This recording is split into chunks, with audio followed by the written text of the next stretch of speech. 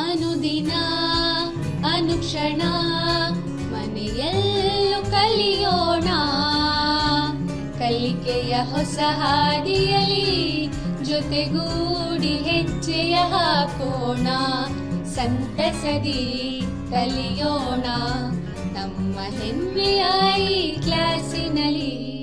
Yes sir. Yes teacher. Present ma'am.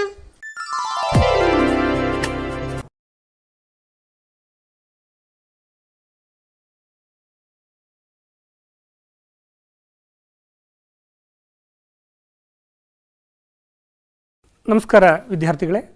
ಈ ಹಿಂದಿನ ಅವಧಿಯಲ್ಲಿ ತ್ರಿಕೋನಮಿತಿಯ ಅನ್ವಯಗಳನ್ನು ಆಧರಿಸಿ ಅನೇಕ ಸಮಸ್ಯೆಗಳನ್ನು ನಾವು ಬಿಡಿಸಿದ್ದೀವಿ. ದೂರವನ್ನು ಕಂಡಿಯೋದನ್ನು ನಾವು ಕಲ್ತಿದ್ದೀವಿ. ಹಾಗೆಯೇ ವಿಭಿನ್ನ ಸನ್ನಿವೇಶಗಳಲ್ಲಿ ರೇಖಾಚಿತ್ರಗಳನ್ನು ಹೇಗೆ ರಚಿಸಬೇಕು ಅನ್ನೋದು ನಮಗೆ ಗೊತ್ತಿದೆ. ಈಗ ಅದನ್ನು ಮುಂದುವರಿಸ್ತಾ ಹೋಗೋಣ. ಅದಕ್ಕೂ ಮೊದಲು ನೀವು ನಿಮ್ಮ ಪೆನ್ನು ಪುಸ್ತಕಗಳನ್ನು ಎತ್ತಿಟ್ಕೊಳ್ಳಿ. ಎಕ್ಸರ್ಸೈಸು ನಿಮ್ಮ ಜೊತೆಗಿರಲಿ, ನಿಮ್ಮ ಟೆಕ್ಸ್ಟ್ ಪುಸ್ತಕ ಪಠ್ಯಪುಸ್ತಕ ನಿಮ್ಮ ಜೊತೆಗಿರಲಿ.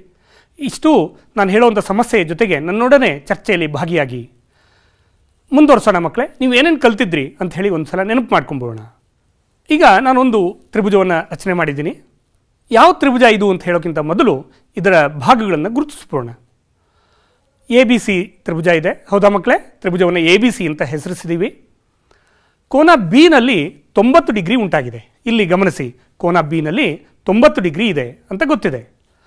90 ಡಿಗ್ರಿಯ ಅಭಿಮುಖ ಬಾಹುವನ್ನು ಏನಂತ ಕರಿತೀರಿ? 90 ಡಿಗ್ರಿಯ ಅಭಿಮುಖ ಬಾಹುವನ್ನು ನಾವು ವಿಕರ್ಣ ಅಂತ ಕರಿತೀವಿ. ಇಂಥ ತ್ರಿಭುಜವನ್ನು ನಾವು ಲಂಬಕೋನ ತ್ರಿಭುಜ ಅಂತೀವಿ, ಹೌದಾ ಮಕ್ಕಳೇ? ಲಂಬಕೋನ ತ್ರಿಭುಜದ 90 ಡಿಗ್ರಿ ಇದೆಯಲ್ಲ, ಲಂಬಕೋನ ಇದೆಯಲ್ಲ, ಅದರ ಅಭಿಮುಖ ಬಾಹು, ಎದುರಿನ ಬಾಹುವನ್ನು ನಾವು ವಿಕರ್ಣ ಅಂತ ಕರಿತೀವಿ. ಯಾವುದು ವಿಕರ್ಣ ಇಲ್ಲಿ ಹೇಳಿ ನೋಡಿ ಮಕ್ಕಳೇ? ಇಲ್ಲಿ ಇರುವಂಥ ವಿಕರ್ಣ AC ಅಂತ ನೀವು ಗುರುತಿಸ್ಬೋದು. ಹಾಗಿದ್ರೆ ನಾನು ಯಾವುದೋ ಒಂದು ಕೋನವನ್ನು ರೆಫರೆನ್ಸ್ ಕೋನ ಅಂತ ಹೇಳಿ ಗುರುತಿಸ್ಕೊಂಡ್ಬಿಡ್ತೀನಿ. ಎ ಕೋನದ ಅಳತೆ ತೀಟಾ ಆಗಿರಲಿ. ಹಾಗಿದ್ರೆ ಎ ಕೋನದ ಎದುರಿನ ಬಾಹು ಇದೆಯಲ್ಲ, ಯಾವುದು ಹೇಳಿ ನೋಡೋಣ? ಎ ಕೋನದ ಎದುರಿನ ಬಾಹು ನಿಮಗೀಗಾಗಲೇ ಗೊತ್ತಾಗಿರೋ ಹಾಗೆ BC. ಹಾಗಿದ್ರೆ ಎದುರಿನ ಬಾಹುವನ್ನು ನಾವು ಅಭಿಮುಖ ಬಾಹು ಅಂತ ಕರಿತೀವಿ, ಹೌದಾ ಮಕ್ಕಳೇ? ಹಾಗಿದ್ರೆ ಲಂಬಕೋನ ತ್ರಿಭುಜದಲ್ಲಿ, ಈ ತ್ರಿಭುಜದಲ್ಲಿ ಕೋನ ಎನ ಅಭಿಮುಖ ಬಾಹು BC. ಹಾಗಿದ್ರೆ ಕೋನ ಎನ ಪಾರ್ಶ್ವಬಾಹು ಯಾವುದು? ಪಕ್ಕದ ಬಾಹು ಯಾವುದು? ಹೌದು, ಸರಿಯಾಗಿ ಹೇಳ್ತಾ ಇದ್ದೀರಿ, ಪಾರ್ಶ್ವಬಾಹು AB. ಆದ್ದರಿಂದ ABಯನ್ನು ಪಾರ್ಶ್ವಬಾಹು ಅಂತ ನೆನಪು ಮಾಡ್ಕೊಂಬೋಣ. ಇದು ನಮಗೆ ಗೊತ್ತಿರಬೇಕು. ತ್ರಿಕೋನಮಿತಿಯ ಅನ್ವಯಗಳ ಮೇಲಿನ ಸಮಸ್ಯೆಗಳನ್ನು ಬಿಡಿಸುವಂಥ ಸಂದರ್ಭದಲ್ಲಿ ನಮಗೆ ಲಂಬಕೋನ ತ್ರಿಭುಜವನ್ನು ಉಂಟು ಮಾಡುವಂಥದ್ದು ಸನ್ನಿವೇಶಗಳನ್ನು ಗುರುತಿಸ್ಕೋಬೇಕು. ಯಾವುದು ವಿಕರ್ಣ, ಯಾವುದು ಪಾರ್ಶ್ವಬಾಹು, ಯಾವುದು ಅಭಿಮುಖ ಬಾಹು, ಇದು ನಮಗೆ ಗೊತ್ತಿದ್ದರೆ ಉಳಿದ ಸಮಸ್ಯೆಗಳು ಸುಲಭ ಆಗುತ್ತೆ. ಇದರ ಜೊತೆಗೆ ಮಕ್ಕಳೇ, ನಾವು ನೆನಪು ಮಾಡ್ಕೋಬೇಕಾಗಿರೋದು ಇನ್ನೂ 2 ಮುಖ್ಯ ಪರಿಕಲ್ಪನೆಗಳಿವೆ, ನೆನಪು ಮಾಡ್ಕೊಂಬೋಣ. ಒಂದು ಉನ್ನತ ಕೋನ, ಇನ್ನೊಂದು ಯಾವುದು ಅಂತ ನೀವೇ ನೆನಪು ಮಾಡ್ಕೊಳ್ಳಿ. ವೀಕ್ಷಣಾ ವಸ್ತು ಕ್ಷಿತಿಜ ರೇಖೆಯ ಮೇಲಿರುತ್ತೆ. ಯಾವಾಗಲೂ ತಲೆ ಮೇಲೆತ್ತಿ ನೋಡುವಂಥ ಸಂದರ್ಭ, ತಲೆಯನ್ನು ಮೇಲೆತ್ತಿ ನೋಡುವಂಥ ಸಂದರ್ಭ ಇರುತ್ತೆ. ಇಲ್ಲಿ ಗಮನಿಸೋಣ, ವೀಕ್ಷಣಾ ವಸ್ತು ಇದೆ. ವೀಕ್ಷಕ ಒಬ್ಬ ವೀಕ್ಷಣಾ ವಸ್ತುವನ್ನು, ಯಾವುದೋ ಒಂದು ವಸ್ತುವನ್ನು ವೀಕ್ಷಿಸ್ತಾ ಇದ್ದಾನೆ. ಮೇಲ್ಗಡೆ ಇದ್ದರೆ ನಾವು ತಲೆಯನ್ನು ಮೇಲೆತ್ತಿ ನೋಡ್ತೀವಿ. ಇಲ್ಲಿ ಕ್ಷಿತಿಜ ರೇಖೆ ಅನ್ನೋದನ್ನು ಗುರುತಿಸಿದ್ದೀವಿ.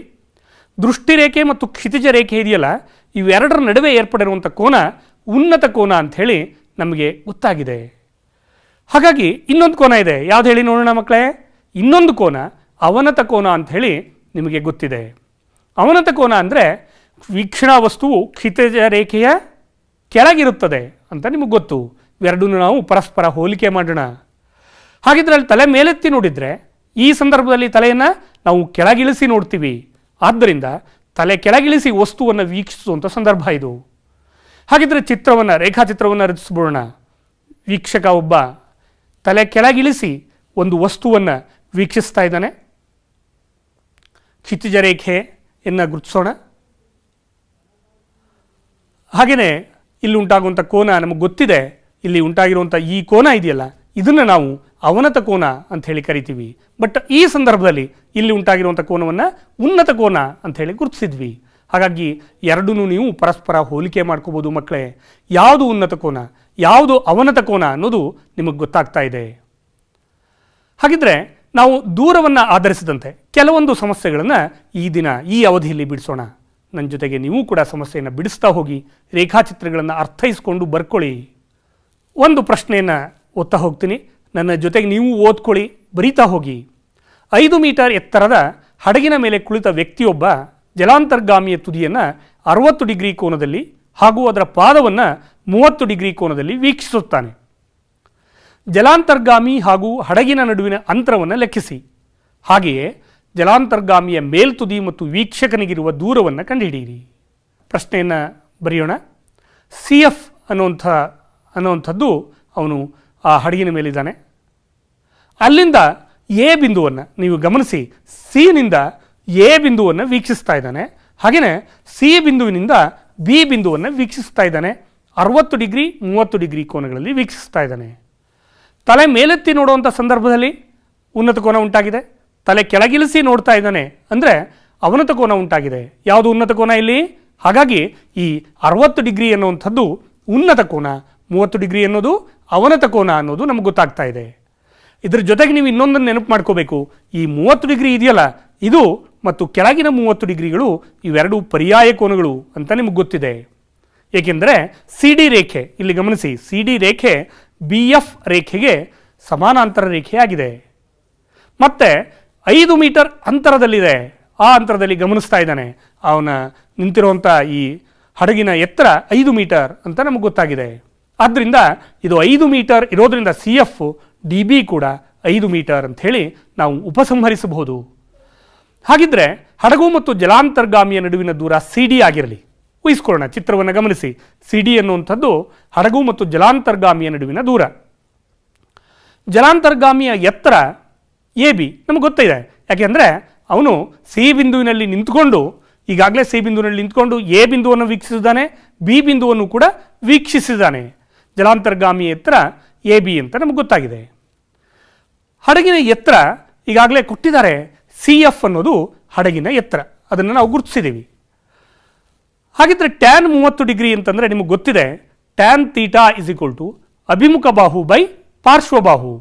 ನಾವು ಆ ತ್ರಿಭುಜದಲ್ಲಿ ಕಂಡುಹಿಡಿಯೋಣ. ಸಿ ಡಿ ಬಿ ಆ ತ್ರಿಭುಜದಲ್ಲಾದರೂ ಹೇಳ್ಬೋದು, ಅಥವಾ ಕೆಳಗಿನ ತ್ರಿಭುಜದಲ್ಲೂ ಕೂಡ ಸಿ ಎಫ್ ಬಿನಲ್ಲೂ ಕೂಡ ನಾವು ಟ್ಯಾನ್ 30 ಡಿಗ್ರಿಯನ್ನು ಕಂಡುಹಿಡ್ಕೊಳ್ಳೋಣ. ಸಿ ಎಫ್ ಬಿ ತ್ರಿಭುಜದಲ್ಲಿ ಸಿ ಎಫ್ ಅನ್ನುವಂಥದ್ದು ಅಭಿಮುಖ ಬಾಹು, ಎಫ್ ಬಿ ಅನ್ನೋದು ಪಾರ್ಶ್ವಬಾಹು. ಆದ್ದರಿಂದ C F by F B ಅಂತ ಗುರುತಿಸ್ಕೊಳ್ಳೋಣ. Is equal to C F ಅಂದರೆ 5 ಮೀಟರ್ ಅಂತ ನಮಗೆ ಗೊತ್ತಿದೆ. ಆದ್ದರಿಂದ ಆದೇಶಿಸೋಣ ಸಿ ಎಫ್ ಜಾಗದಲ್ಲಿ ಎಫ್ ಬಿಯನ್ನು ಹಾಗೆ ಇಡೋಣ. F B is equal to 5 by tan 30 degree ಬೆಲೆ ಎಷ್ಟು ಮಕ್ಕಳೇ? ಟ್ಯಾನ್ 30 ಡಿಗ್ರಿಯ ಬೆಲೆ ಈಗಾಗಲೇ ನಾವು ಆದೇಶಿಸಿದ್ದೀನಿ. ಟ್ಯಾನ್ 30 ಡಿಗ್ರಿ ಬೆಲೆ 1/√3. ಹಾಗಿದ್ರೆ ಇದನ್ನು 1/√3 ಛೇದದಲ್ಲಿದೆ. ಛೇದದಲ್ಲೂ ಒಂದು ಭಿನ್ನರಾಶಿ ಇದೆ. ಆದ್ದರಿಂದ ಭಿನ್ನರಾಶಿಯ ಛೇದದ ಛೇದ ಅಂಶಕ್ಕೆ ಸ್ಥಳಾಂತರಗೊಳ್ಳುತ್ತದೆ. ಆದ್ದರಿಂದ F B is equal to 5√3 metre ಅಂಥೇಳಿ ನಾವು ಸಂಕ್ಷೇಪಿಸ್ಬೋದು. ಎಫ್ ಬಿನ ಉದ್ದ ಸಿಕ್ತು ನಮಗೆ. ಹಾಗಿದ್ರೆ ಎಫ್ ಬಿ ಪಾದ ಭೂಮೇಲ್ಮೈಯಲ್ಲಿರುವಂಥದ್ದು ಅದು 5√3 ಮೀಟರ್ ಅಂತ ಗೊತ್ತಾಗಿದೆ. ಹಾಗಿದ್ರೆ ಈ ಹಡಗು ಮತ್ತು ಜಲಾಂತರ್ಗಾಮಿ ಇದೆಯಲ್ಲ, ಇವುಗಳ ನಡುವಿನ ಅಂತರ ಕೂಡ 5√3 ಮೀಟರ್ ಅಂತ ನಾವು ಹೇಳ್ಬೋದು. ಹಾಗಿದ್ರೆ ಟ್ಯಾನ್ 60 ಡಿಗ್ರಿ ಕಂಡುಹಿಡಿದ್ಬಿಡೋಣ ಮಕ್ಕಳೇ. Tan 60 degree is equal to ಅಭಿಮುಖ ಬಾಹು ಎ ಡಿ ಬೈ ಪಾರ್ಶ್ವಬಾಹು, ಅಭಿಮುಖ ಬಾಹು ಎ ಡಿ ಬೈ ಪಾರ್ಶ್ವಬಾಹು ಸಿ ಡಿ. ಎ ಡಿ ಅಂತಂದರೆ ನಮಗೆ ಗೊತ್ತಿದೆ, ಟ್ಯಾನ್ 60 ಡಿಗ್ರಿಯ ಬೆಲೆ ಎಷ್ಟು ಮಕ್ಕಳೇ? √3. ಎ ಡಿ ಹೇಗಿತ್ತೋ ಹಾಗೆ ಬರೆಯೋಣ. ಸಿ ಡಿನ ಅಳತೆ ಎಷ್ಟು ಅಂತ ಕಂಡುಹಿಡ್ಕೊಂಡಿದ್ದೀವಿ. ಸಿ ಡಿನ ಅಳತೆ ನಮ್ಗೆ ಈಗಾಗಲೇ ಗೊತ್ತಿದೆ, ಬಿ ಎಫ್ ಗೆ ಸಮ, ಅದು 5√3ಕ್ಕೆ ಸಮ. ಆದ್ದರಿಂದ √3 ಇಂಟು √3 3. ಎ ಡಿನ ಅಳತೆ 5 into 3 is equal to 15 metre ಅಂತ ಕಂಡುಹಿಡಿದ್ಬಿಟ್ವಿ. ಎ ಡಿನ ಅಳತೆ ಚಿತ್ರದಲ್ಲಿ ನಾವು ಗಮನಿಸಿದ್ದೀವಿ. ಎ ಡಿನ ಅಳತೆ 15 ಮೀಟರ್, ಡಿ ಬಿನ ಅಳತೆ 5 ಮೀಟರ್. ಹಾಗಿದ್ರೆ ಎ ಬಿನ ಅಳತೆ A D plus D B ಅಂತ ಕಂಡುಹಿಡಿಬೋದು. ಆದ್ದರಿಂದ ಎ ಬಿನ ಅಳತೆ ನಾವು ಇಲ್ಲಿ ಬರೆಯೋಣ. Sine 60 degree is equal to, ನಾವು ಮೊದಲು ಅದನ್ನು ಕಂಡುಹಿಡ್ಕೊಂಬೋಣ. ಸೈನ್ 60 ಡಿಗ್ರಿ ಯಾವ ತ್ರಿಭುಜದಲ್ಲಿ? ಎ ಡಿ ಸಿ ತ್ರಿಭುಜದಲ್ಲಿ ಕಂಡುಹಿಡಿಯೋಣ. A D by A C, ಅಭಿಮುಖ ಬಾಹು ಬೈ ವಿಕರ್ಣ.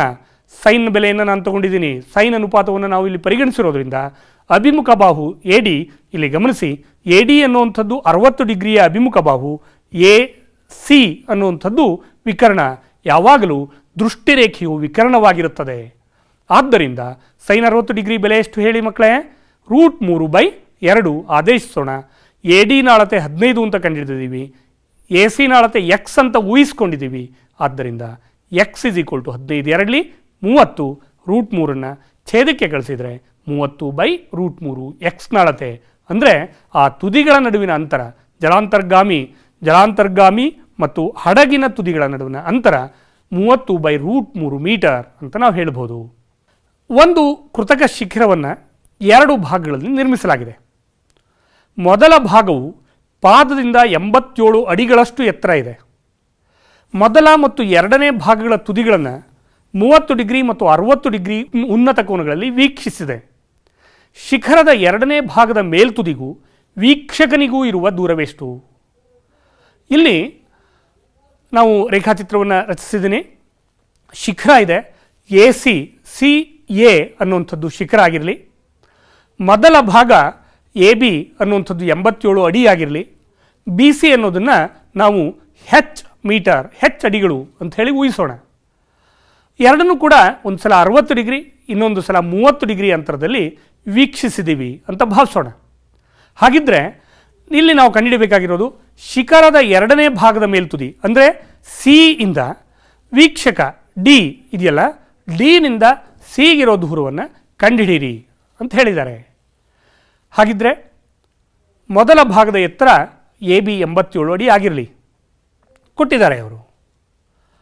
ಟ್ಯಾನ್ 30 ಡಿಗ್ರಿ ನೆನಪು ಮಾಡ್ಕೊಳ್ಳಿ. ಎ ಬಿ ಡಿ ತ್ರಿಭುಜದಲ್ಲಿ ಟ್ಯಾನ್ 30 ಡಿಗ್ರಿ. ಗಮನಿಸಿ, ಈ ತ್ರಿಭುಜದಲ್ಲಿ ಕೆಳಭಾಗದ ತ್ರಿಭುಜದಲ್ಲಿ ಟ್ಯಾನ್ 30 ಡಿಗ್ರಿ ಅಂತಂದರೆ ಅಭಿಮುಖ ಬಾಹು ಬೈ ಪಾರ್ಶ್ವಬಾಹು. ಅಭಿಮುಖ ಬಾಹು ಯಾವುದು? A B.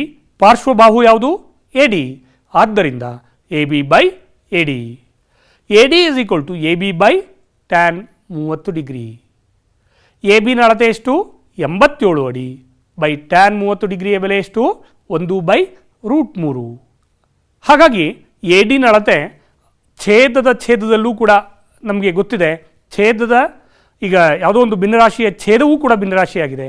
ಆ ಛೇದದ ಭಿನ್ನರಾಶಿ ನಮಗೆ ಅಂಶಕ್ಕೆ ಸ್ಥಳಾಂತರಗೊಂಡಿದೆ. ಆದ್ದರಿಂದ A D is equal to 87√3 ಅಡಿ ಅಂತ ನಾವು ಹೇಳ್ಬೋದು. ಹಾಗಿದ್ರೆ ಈಗ ಒಂದು ಕಾಸ್ 60 ಡಿಗ್ರಿಯನ್ನು ಕಂಡುಹಿಡಿದ್ಬೋಣ ಮಕ್ಕಳೇ. ಯಾಕೆ ಕಾಸ್ 60 ಡಿಗ್ರಿಯನ್ನು ಕಂಡುಹಿಡ್ತಿದ್ದೀನಿ ಹೇಳಿ ನೋಡೋಣ. ಯಾಕೆ ಟ್ಯಾನ್ ತೊಗೊಳ್ತಾ ಇಲ್ಲ? ನಮಗೆ ಈಗ ಎ ಸಿ ಡಿ ತ್ರಿಭುಜ ಬೇಕಾಗಿದೆ.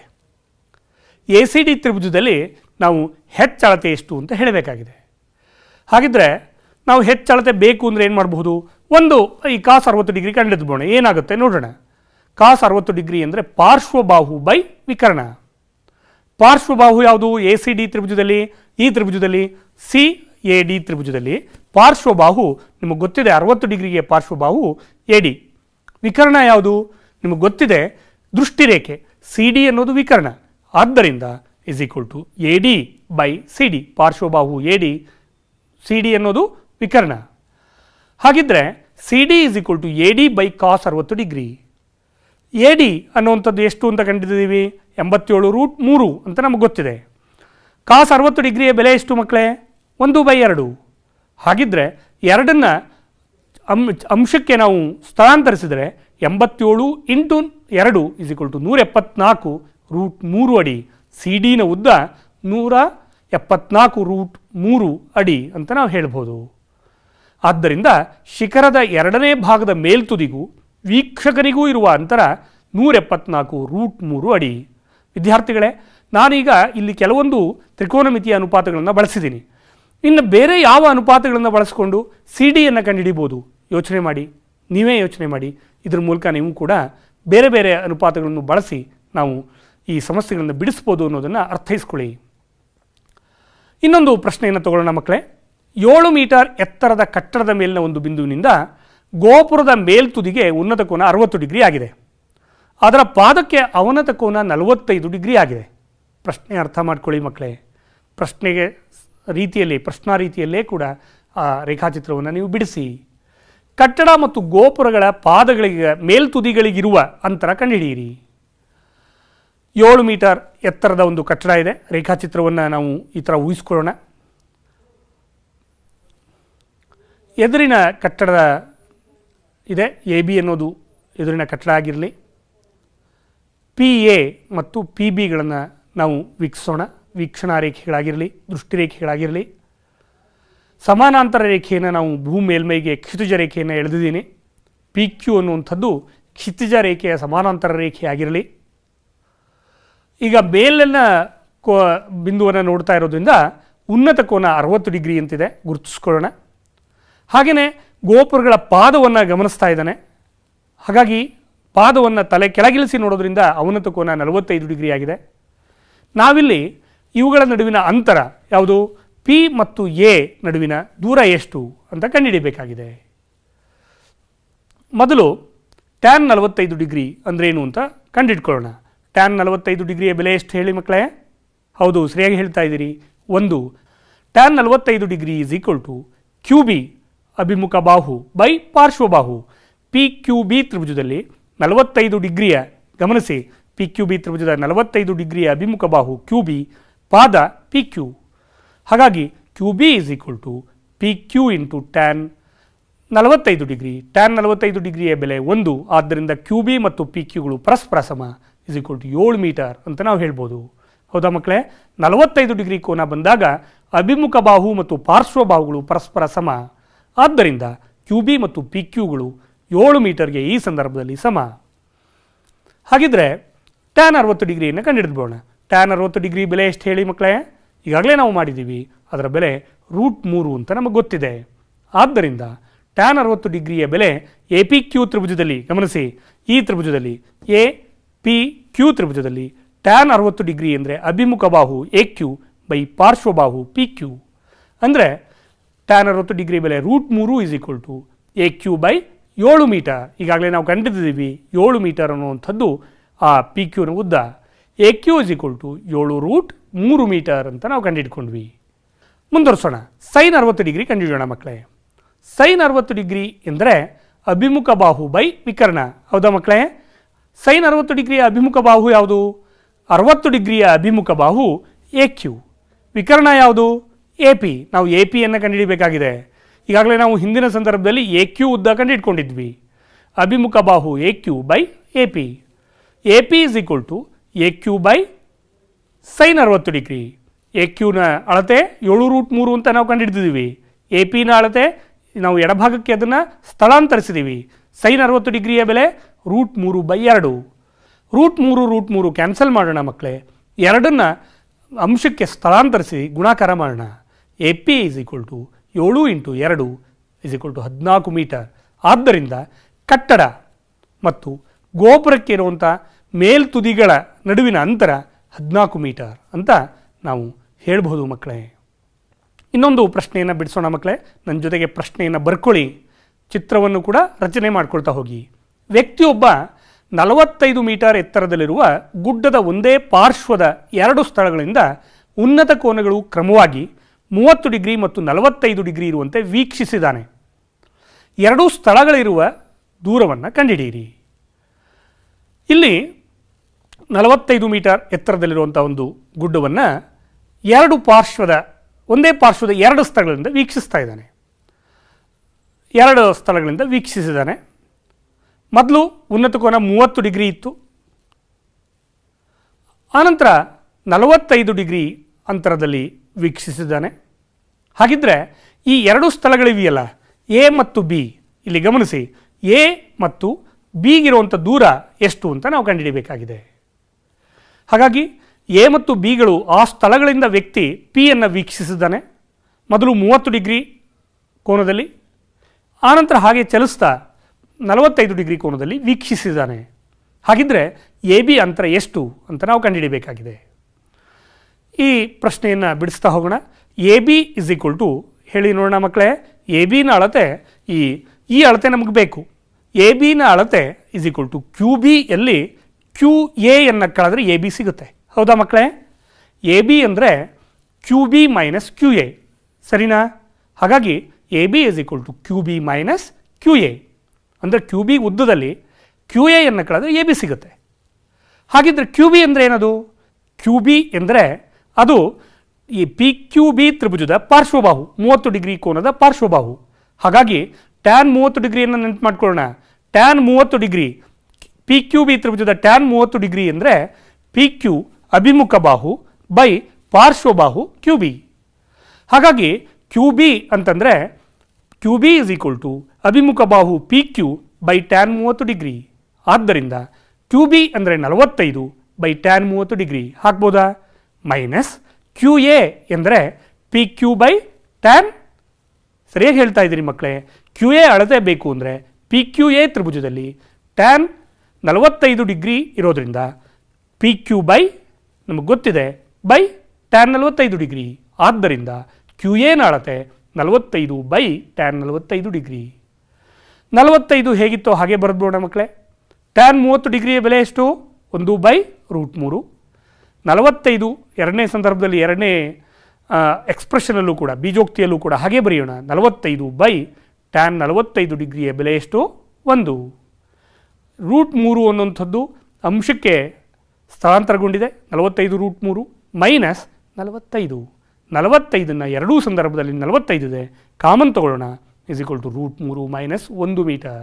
ಆದ್ದರಿಂದ ಈ ಎರಡೂ ಹಡಗುಗಳಿಗೆ ಇರುವಂಥ ದೂರ ಅಂದರೆ ಎ ಮತ್ತು ಬಿಗಳಿಗಿರುವ ದೂರ 45 ಇಂಟು √3 ಮೈನಸ್ 1 ಮೀಟರ್ ಅಂತ ನಾವು ಹೇಳ್ಬೋದು. ಹೌದಾ ಮಕ್ಕಳೇ? ನನ್ನ ಜೊತೆಗೆ ಈ ರೇಖಾಚಿತ್ರವನ್ನು ಬರ್ಕೊಳ್ಳಿ, ಪ್ರಶ್ನೆಯನ್ನು ಅರ್ಥ ಮಾಡ್ಕೊಳ್ಳಿ. ಮುಖ್ಯವಾಗಿ ನೇರವಾಗಿ ನಾನು ಈ ಸಂದರ್ಭದಲ್ಲಿ ಟ್ಯಾನ್ 30 ಡಿಗ್ರಿ 45 ಡಿಗ್ರಿಯನ್ನು ನೇರವಾಗಿ ಆ ಬಾವುಗಳಿಗೆ ಬಳಕೆ ಮಾಡಿದ್ದೀನಿ. ಇದು ಹೇಗೆ ಮಾಡಿದ್ದೀನಿ ಅನ್ನೋದನ್ನು ಅರ್ಥ ಮಾಡ್ಕೊಳ್ಳಿ. ಸುಲಭ ಲೆಕ್ಕವನ್ನು ಕಡಿಮೆ ಹಂತಗಳಲ್ಲಿ ಮಾಡೋದನ್ನು ನಾವು ಕಲಿತ್ಕೊಳ್ಳೋಣ ಇದರ ಮೂಲಕ. ಇನ್ನೊಂದು ಪ್ರಶ್ನೆಯನ್ನು ತಗೊಳ್ಳೋಣ ಮಕ್ಕಳೇ. ಒಂದೇ ಎತ್ತರವಿರುವ ಎರಡು ಅಭಿಮುಖ ಕಟ್ಟಡಗಳು 40 ಅಡಿ ಅಗಲವುಳ್ಳ ರಸ್ತೆಯ ಎರಡು ಬದಿಗಳಲ್ಲಿವೆ. ರಸ್ತೆಯನ್ನು ಊಹಿಸ್ಕೊಳ್ಳಿ ಮಕ್ಕಳೇ. 40 ಅಡಿ ರಸ್ತೆ ಇದೆ, ಅದರ ಎರಡು ಬದಿಗಳಲ್ಲಿ ಎರಡು ಕಟ್ಟಡಗಳಿವೆ. ಅವೆರಡು ಒಂದರ ಎದುರಿಗೆ ಒಂದಿದೆ. ರಸ್ತೆಯ ಮೇಲಿನ ಒಂದು ಬಿಂದುವಿನಿಂದ ಕಟ್ಟಡಗಳ ಮೇಲ್ತುದಿಗಳ ಉನ್ನತ ಕೋನಗಳು 60 ಡಿಗ್ರಿ ಮತ್ತು 30 ಡಿಗ್ರಿ ಆಗಿದೆ. ವ್ಯಕ್ತಿಯೊಬ್ಬ ರಸ್ತೆ ಮೇಲೆ ನಿಂತ್ಕೊಂಡು ಒಂದು ಸಲ ಎಡಭಾಗದಲ್ಲಿ ಗಮನಿಸಿದ್ದಾನೆ, ಇನ್ನೊಮ್ಮೆ ಬಲಭಾಗಕ್ಕೆ ನೋಡ್ತಾ ಇದ್ದಾನೆ. ಎರಡೂ ಸಂದರ್ಭದಲ್ಲಿ ತಲೆ ಮೇಲೆತ್ತಿ ನೋಡ್ತಾ ಇದ್ದಾನೆ. ತಲೆ ಮೇಲೆತ್ತಿ ನೋಡಿದಾಗ ಉಂಟಾಗುವಂಥ ಕೋನ ಯಾವುದು ಮಕ್ಕಳೇ? ಉನ್ನತ ಕೋನ ಇಲ್ಲಿ. ಆದ್ದರಿಂದ ಎರಡು ಉನ್ನತ ಕೋನಗಳಿವೆ. ಹಾಗಾಗಿ 60 ಡಿಗ್ರಿ ಇದೆ ಅಂದರೆ ಅರ್ಥ ಏನು ಅಂದರೆ ಯಾವುದೋ ಒಂದು ಎಡಭಾಗದಲ್ಲಿ ನಿಂತಿದ್ದಾನೆ ಅಂತ ಅಂದ್ಕೊಂಡ್ರೆ ಎಡಭಾಗದ ಕಟ್ಟಡವನ್ನು ತುಂಬ ಹತ್ತಿರದಲ್ಲಿ ನೋಡ್ತಾ ಇದ್ದಾನೆ ಅಂತ ಅರ್ಥ ಮಾಡ್ಕೋಬೋದು. ಇನ್ನೊಂದು ಕಟ್ಟಡವನ್ನು ಅದೇ ಬಿಂದು ನೋಡಿದಾಗ ಸ್ವಲ್ಪ ದೂರದಲ್ಲಿ ನೋಡ್ತಾ ಇದ್ದಾನೆ ಅಂತ ನಾವು ಅರ್ಥೈಸ್ಕೋಬೋದು. ಹಾಗಿದ್ದರೆ ಕಟ್ಟಡಗಳಿಂದ ರಸ್ತೆಯ ಮೇಲಿನ ಬಿಂದುಗಳಿಗಿರುವ ದೂರವನ್ನು ಕಂಡುಹಿಡಿಯಬೇಕಾಗಿದೆ. ಎಲ್ಲಿ ನಿಂತಿದ್ನಲ್ಲ ವ್ಯಕ್ತಿ, ಅಲ್ಲಿಂದ ಮೊದಲೇ ಕಟ್ಟಡಕ್ಕೆ ಎಷ್ಟು ದೂರ ಇತ್ತು, ಹಾಗೆಯೇ ಇನ್ನೊಂದು ಕಟ್ಟಡಕ್ಕೆ ಅಲ್ಲಿಂದ ಎಷ್ಟು ದೂರ ಇದೆ ಅಂತ ಕಂಡುಹಿಡಿಯಬೇಕಾಗಿದೆ. ಅರ್ಥ ಮಾಡ್ಕೋತಿದ್ದೀರಾ ಮಕ್ಕಳೇ? ಹಾಗಿದ್ದರೆ ರೇಖಾಚಿತ್ರ ರಚಿಸ್ಬೋಣ. ಈಗಾಗಲೇ ರಸ್ತೆಯ 40 ಅಡಿ ರಸ್ತೆ ಇದೆ ಅಂಥೇಳಿ ಸಮಸ್ಯೆಯಲ್ಲಿ ಕೊಟ್ಟಿದ್ದಾರೆ. ಬಿ ಮತ್ತು ಡಿ ಅನ್ನುವಂಥದ್ದು ಕಟ್ಟಡಗಳ ಪಾದಗಳಾಗಿರಲಿ. ಸಿ ಬಿಂದು ಮೇಲೆ ವ್ಯಕ್ತಿ ನಿಂತಿದ್ದಾನೆ ಅಂತ ಅಂದ್ಕೊಳ್ಳೋಣ. ಸಿನಿಂದ ಬಿ ಪಾದ ಇರುವಂಥ ಕಟ್ಟಡವನ್ನು ಗಮನಿಸಿದ್ದಾನೆ. ಅದೇ ರೀತಿ ಡಿ ಪಾದ ಇರುವಂಥ ಕಟ್ಟಡವನ್ನು ಗಮನಿಸಿದ್ದಾನೆ. ಅವ್ರು ಹೇಳಿದ್ದಾರೆ ಎರಡೂ ಕಟ್ಟಡಗಳು ಒಂದೇ ಎತ್ತರವನ್ನು ಹೊಂದಿವೆ, ಸಮ ಎತ್ತರವನ್ನು ಹೊಂದಿವೆ. ಎ ಬಿ ಮತ್ತು ಇ ಡಿಗಳು ಪರಸ್ಪರ ಸಮ, ಕಟ್ಟಡಗಳ ಎತ್ತರ ಸಮ ಅಂತ ಕೊಟ್ಟಿದ್ದಾರೆ. ಇದು ಬಿ ಸಿನ ಉದ್ದ ಏನು ಅಂತ ಹೇಳಬೇಕಾದ್ರೆ ಸಿ ಡಿನ ಉದ್ದ ಅನ್ನುವಂಥದ್ದು 40 ಮೈನಸ್ ಬಿ ಸಿ ಅಂತ ಅಂದ್ಕೊಳ್ಬೋದು. ಬಿ ಸಿಯನ್ನು ಆಧಾರವಾಗಿಟ್ಕೊಂಡು ಸಿ ಡಿನ ಉದ್ದ ಏನಿತ್ತು ಅಂತಂದರೆ B D minus B C. B ಡಿನ ಉದ್ದ ಎಷ್ಟು ಹೇಳಿ ಮಕ್ಕಳೇ? ಹಾಗಾಗಿ ಬಿ ಡಿನ ಉದ್ದ ಸಿ ಡಿನ ಉದ್ದ 40 ಮೈನಸ್ ಬಿ ಸಿ. ಯಾಕೆಂದರೆ ಇಲ್ಲಿ ಗಮನಿಸಿ, ಸಿ ಡಿ ಉದ್ದ ಬೇಕಾಗಿತ್ತು ನಮಗೆ. ಒಟ್ಟು ಬಿ ಡಿ ಉದ್ದದಲ್ಲಿ ಈ ಬಿ ಸಿ ಉದ್ದವನ್ನು ಕಳೆದು ಬಿಟ್ಟರೆ ನಮಗೆ ಸಿ ಡಿ ಉದ್ದ ಸಿಗುತ್ತೆ. ಹಾಗಾಗಿ ನಾವು ಸಿ ಡಿ ಉದ್ದವನ್ನು ಕೂಡ ಲೆಕ್ಕಿಸಿದ್ದೀವಿ. ಉಳಿದ ಕೋನಗಳನ್ನು, ಒಂದು ಕೋನ 60 ಡಿಗ್ರಿ ಅಂತರದಲ್ಲಿ ನೋಡಿದ್ದಾನೆ, ಇನ್ನೊಂದು 30 ಡಿಗ್ರಿ ಕೋನದಲ್ಲಿ ಈ ಬಿಂದುವನ್ನು ಗಮನಿಸಿದ್ದಾನೆ. ರೇಖಾಚಿತ್ರವನ್ನು ನಾವು ಪುನಃ ಬರ್ಕೊಂಡಿದ್ದೀನಿ. ಇಲ್ಲಿ ಲಂಬಕೋನ ತ್ರಿಭುಜಗಳ ಎತ್ತರಗಳು ಸಮ. ಹಾಗಿದ್ದರೆ B C tan 60 degree, tan 60 degree ಇದೆಯಲ್ಲ, ಟ್ಯಾನ್ 60 ಡಿಗ್ರಿ ಅಂದರೆ A B by B C. ಹಾಗಿದ್ದರೆ ನಮಗೆ ಬೇಕಾಗಿರೋದು A B. A B is equal to B C tan 60 degree. ಸರಿನಾ ಮಕ್ಕಳೇ? ಇನ್ನೊಮ್ಮೆ ನೆನಪು ಮಾಡ್ಕೊಳ್ಳೋಣ. ಟ್ಯಾನ್ 60 ಡಿಗ್ರಿ ಎಂದರೆ A B by B C. B ಸಿಯನ್ನು ಒರೆ ಗುಣಾಕಾರ ಮಾಡಿದರೆ A B is equal to B C tan 60 degree. ಹಾಗೆಯೇ ಇ ಡಿ ಟ್ಯಾನ್ 30 ಡಿಗ್ರಿ ಕಂಡುಹಿಡಿಯುವಂಥ ಸಂದರ್ಭದಲ್ಲಿ E D is equal to ನಮಗೆ ಗೊತ್ತಿದೆ, ಹೇಳಿ ನೋಡೋಣ, C D into tan 30 degree. Tan 30 degree is equal to ಈ ತ್ರಿಭುಜದಲ್ಲಿ, ಈ ಸಿ ಡಿ ತ್ರಿಭುಜದಲ್ಲಿ tan 30 degree is equal to ಅಭಿಮುಖ ಬಾಹು ED ಬೈ CD. ಹಾಗಿದ್ರೆ ನಮಗೆ ED ಮಾತ್ರ ಬೇಕು. ED is equal to CD into tan 30 degree. ನನ್ನ ಜೊತೆಗೆ ಮಾಡ್ಕೋತಾ ಇದ್ದೀರಾ ಮಕ್ಕಳೇ? ಆದರೆ ಎತ್ತರಗಳು ಸಮ ಅಂತ ಕೊಟ್ಬಿಟ್ಟಿದ್ದಾರೆ. AB ಮತ್ತು EDಗಳು ಸಮ, ಆದ್ದರಿಂದ BC tan 60 degree, CD tan 30 ಡಿಗ್ರಿಗೆ ಸಮವಾಗಿರಬೇಕು. ಹೌದಾ ಮಕ್ಕಳೇ? ಹಾಗಿದ್ರೆ ಬೆಲೆಗಳನ್ನು ಹಾಕ್ಬಿಡೋಣ, ಆದೇಶಿಸೋಣ. BC ಟ್ಯಾನ್ 60 ಡಿಗ್ರಿ ಅಂದರೆ √3 ಇಸ್ ಈಕ್ವಲ್ ಟು CD ಅಂದರೆ 40 minus BC into tan 30 degree ಬೆಲೆ ಎಷ್ಟು ಮಕ್ಕಳೇ? ಟ್ಯಾನ್ 30 ಡಿಗ್ರಿಯ ಬೆಲೆ 1/√3. ಹಾಗಿದ್ರೆ √3 ಬಲಭಾಗದ √3 ಎಡಭಾಗಕ್ಕೆ ಒರೆ ಗುಣಾಕಾರ ಮಾಡೋಣ. √3 ಇಂಟು √3 ಹೇಳಿ ಎಷ್ಟು ಮಕ್ಕಳೇ? √3 into √3 3 BC is equal to 40 minus BC. ಹೌದಾ ಮಕ್ಕಳೇ? ನನ್ನ ಜೊತೆಗೆ ಸಂಕ್ಷೇಪಿಸ್ತಾ ಹೋಗಿ. BCಯನ್ನು ಎಡಭಾಗಕ್ಕೆ ತೊಗೊಂಬರೋಣ. BC ಮೈನಸ್ BC ಎಡಭಾಗಕ್ಕೆ ಬಂದರೆ ಪ್ಲಸ್ BC ಆಗಿದೆ. 3 BC plus 1 BC is equal to 4 BC. 4 BC is equal to 40. BC is equal to 40/4 ಅಂದರೆ 10 ಮೀಟರ್ ಅಂತ ಹೇಳ್ಬೋದು. BCನ ಉದ್ದ 10 ಅಡಿ, ಅದನ್ನು ಅಡಿ ಅಂತ ಮಾಡ್ಕೊಳ್ಳಿ ಮಕ್ಕಳೇ. ಹಾಗಿದ್ರೆ DC ಎಷ್ಟು?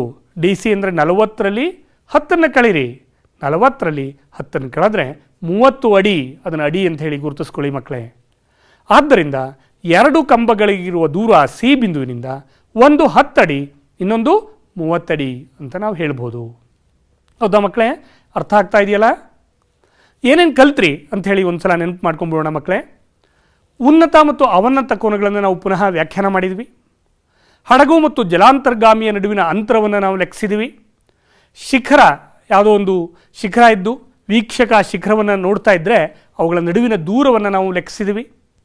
ಎರಡು ಗೋಪುರಗಳ ನಡುವಿನ ದೂರ, ಎರಡು ಗೋಪುರಗಳು ಪರಸ್ಪರ ಒಂದು ಎದುರು ಬದರಾಗಿದ್ದರೆ ಅವುಗಳ ನಡುವಿನ ದೂರ ಎಷ್ಟು ಅಂತ ನಾವು ಕಂಡುಹಿಡಿದ್ವಿ.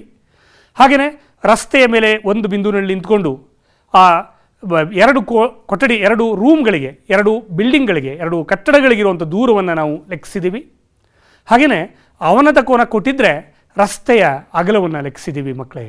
ಇಷ್ಟನ್ನು ನಾವು ಇವತ್ತಿನ ಚರ್ಚೆಯಲ್ಲಿ ನಾವು ಲೆಕ್ಕ ಮಾಡಿದ್ದೀವಿ, ಬಿಡಿಸಿದ್ದೀವಿ. ತ್ರಿಕೋನಮಿತಿಯ ಅನ್ವಯಗಳನ್ನು ಈ ಎಲ್ಲ ಸಂದರ್ಭಗಳಲ್ಲಿ ನಾವು ಕಂಡುಹಿಡ್ಕೊಂಡಿದ್ದೀವಿ ಮಕ್ಕಳೇ. ಹೀಗಿದ್ದರೆ ಒಂದಿಷ್ಟು ಸಮಸ್ಯೆಗಳನ್ನು ಬಿಡಿಸ್ಬಿಡಿ ಮಕ್ಕಳೇ. ಒಂದು ಪಟ್ಟಣದ ಮಾನಗಳು, ಒಂದು ಪಟ್ಟಣ ಇದೆ, ಅದರ ಮಾನಗಳು 1.2 ಮೀಟರ್, 2.6 ಮೀಟರ್ ಮತ್ತು 1.5 ಮೀಟರ್ ಆಗಿದೆ.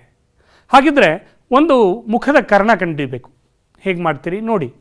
ಕರ್ಣ ಅಂತಂದಾಗ ಇಲ್ಲಿ ನಿಮಗೆ ಗೊತ್ತಿದೆ, ವಿಕರ್ಣ ಅನ್ನೋದನ್ನು ನಿಮಗೆ ಲಂಬಕೋನ ತ್ರಿಭುಜದಲ್ಲಿ ನಾವು ಕಂಡುಹಿಡ್ಕೋಬೋದಾಗಿದೆ.